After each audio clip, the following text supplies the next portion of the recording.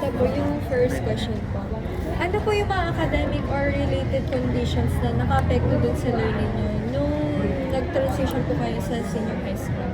Academic, And ano po, mga related conditions po. relate. Paano yung problema po or na-encounter? Conditions po, parang yung naranasan niyo po na mga pangyayari, ganun po. Events, ganun po. Ano po? Academic related affected learning. Yung mga ano po, school events po na nangyari po sa SEC po, tulad po nung sa mga clubs po, yung Olympiad po, yung ganun po, such yung ano rin po,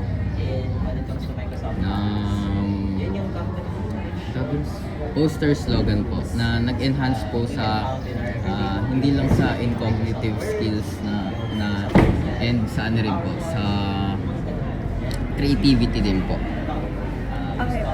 Ano no, next question po. Ano naman po yung mga factors or mga salik yung naka-influence na din sa experience mo nung nag-shift ka po sa junior to senior high school student, school po? Sa STEM stand po. Problems po. Opo. I think yung naging experience ko is nung nag-shift po from junior to senior is yung pakikipag salamuha po sa iba pong estudyante kasi po medyo mahihain po kasi ako kaya ano po medyo nahirapan po akong maipagkaibigan po sa mga CLG po ganun. Okay, so next question na po. Ano po yung perspective or pananaw niyo nung naranasan niyo po yung mga factors nung naka-influence siya dun sa experience niyo nung nag-transition ka po?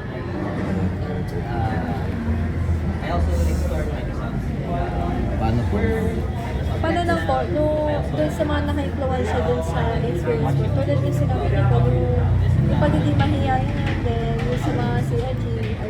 Ano po yung Palagay niyo po dun. I think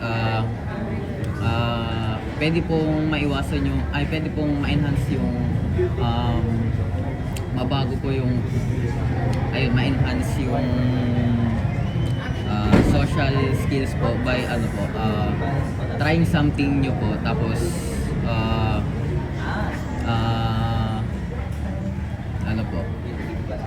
trying something new tapos wag niyo po i-limit yung sarili niyo sa kinakatakutan niyo. Okay po, next question po. Pwede po ba kayo magbigay ng mga specific challenges nung na-encounter niyo sa pag-transition po sa junior to senior high school? Specific challenges. Yung ano po, yung sa mga tuwing ano po, yung kasi nung junior high school po parang yung mga subjects po niya, tapos yung schedule din po. Parang yung schedule po is iba-iba. Pero nung nag-senior high school na po, parang mas kailangan mo ng time management talaga as a student. Kasi doon po ma-challenge yung pagiging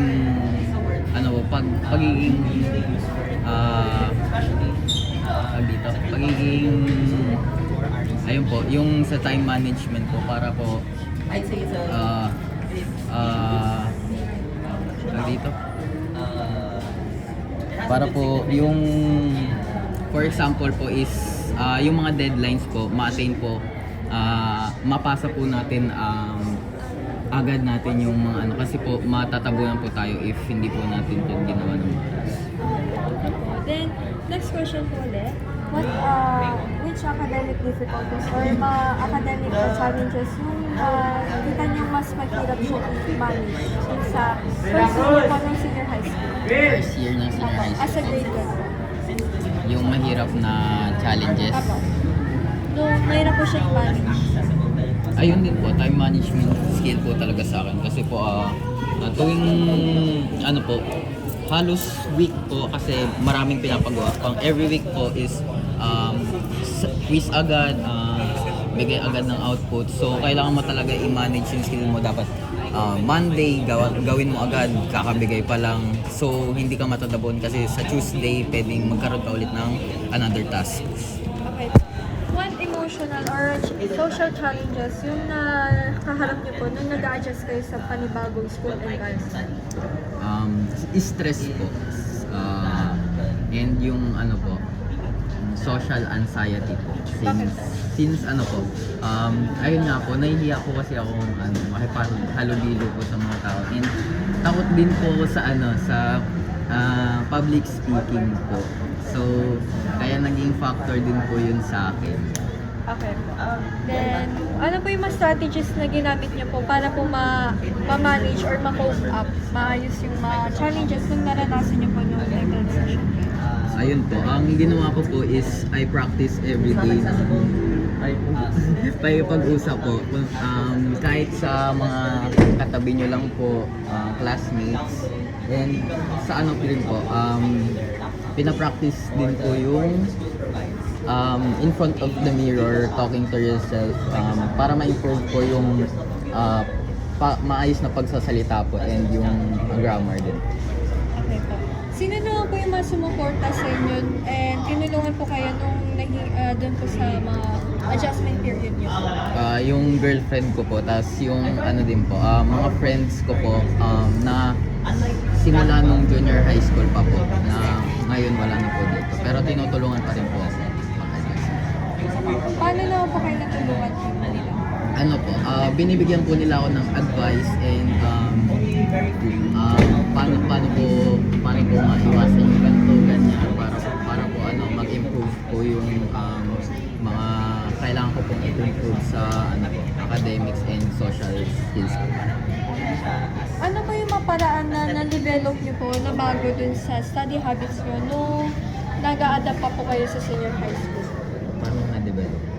Paano po ano po yung mga nabago niyo or na-adapt? Routines.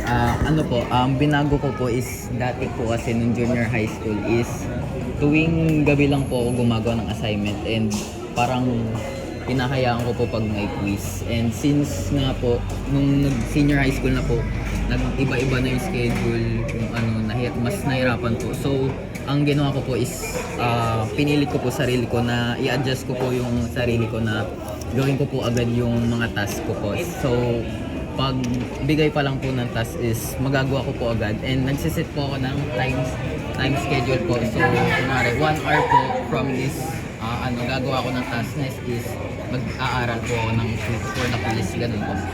Okay po, that's all. Thank you po. Thank you po.